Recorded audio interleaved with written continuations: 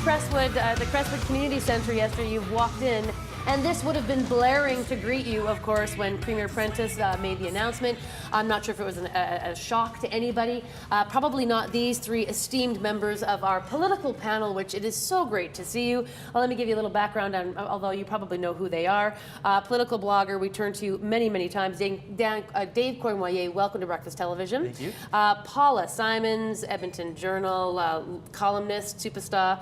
Love having you here. He's the communications director, Starburst Creative. Brock Harrison, it's great to meet you. Yes, it's great to be here. The three of you bringing us perspective, inside scoop that we probably won't have even thought of. So first off, I'm just going to ask your reaction on the timing of this announcement. Is it appropriate? Is it poorly planned? Too soon? Too late?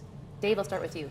Well, I mean, we're having an election now because it's the most convenient for the PC party, which is in government. I mean, they control all the levers. They control the timing. They control when the election is going to be. So whether it's convenient or good for the rest of us, it doesn't really matter. It's most convenient for the PCs because I think they can win. Is everybody else ready for this then? Well, nobody else is ready for this. That's the whole point of it. I mean, the other parties have geared up as fast as they were able. The Wild Rose rescheduled the time of their leadership campaign. The NDP are pretty ready. The Liberals are in complete disarray. So, I mean, that's the strategic move that Prentice makes. Frankly, I never liked the fixed election law. It's an American import that doesn't suit parliamentary democracy. But yeah, no, I mean, this is not playing cricket, but Mr. Prentice isn't playing cricket. All right, let's talk about that. You know, this election is ostensibly supposed to be about the budget. I mean, that's the reason that the Premier's giving that we're going to the polls is because he needs to get a mandate on this budget. The issues that kind of kick off a campaign are never the issues you finish a campaign on.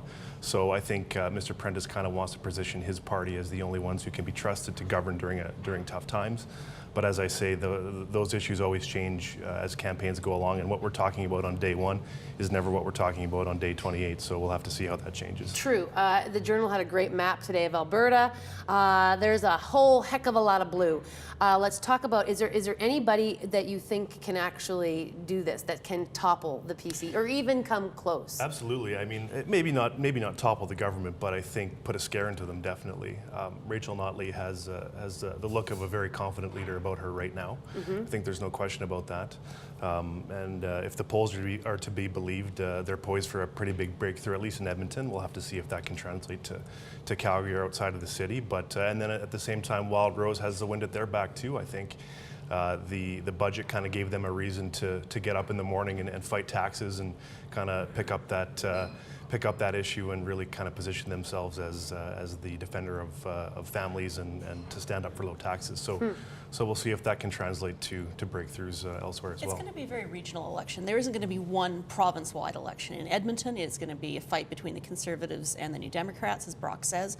In rural Alberta, it's definitely going to be a fight between the Conservative and the Wild Rose. Calgary is harder for me to read. I mean, I think the Tories and Prentice are pretty well entrenched there. But I think it's going to be a difficult election for us to cover because we're not covering one homogeneous election. It's going to be a very regionalized, fractured kind of campaign.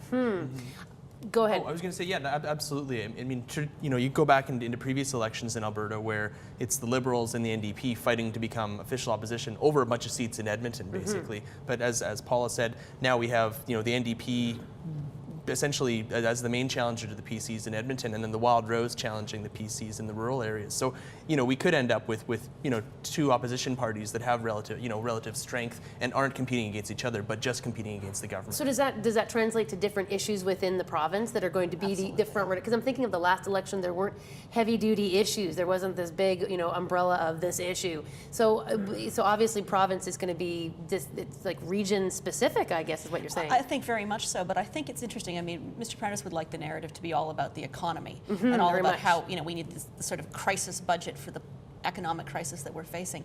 The peculiar thing is that the economic fallout of the current $7 billion budget deficit is hitting different parts of the province very differently. We've seen a lot more corporate layoffs in Calgary than we have in Edmonton.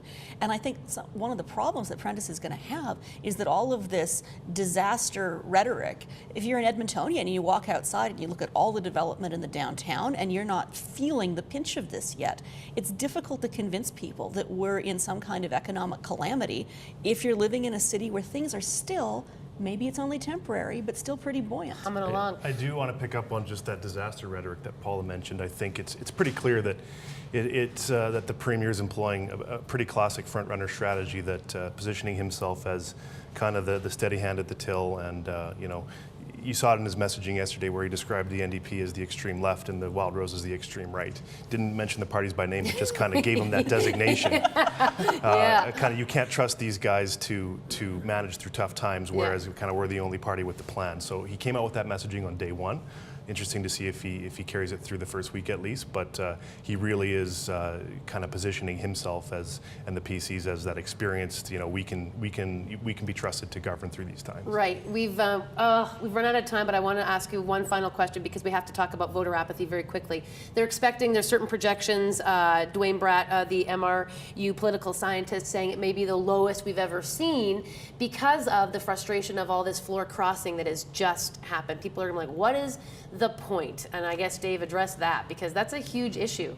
Well, I mean, that's up to the parties to engage voters and talk about the issues that matter to voters and actually get them engaged and get them out to vote. I mean, traditionally, Alberta has had some of the lowest voter turnouts in the country, but that's up to the political parties to change that. And this election could surprise us. Not us.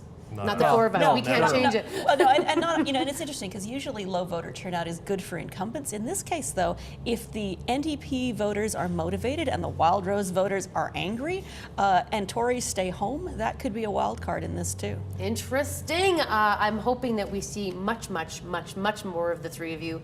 It is a delight to have you here. Thank you very much for your time this Wednesday morning. Exciting times. We'll be back more BT after this.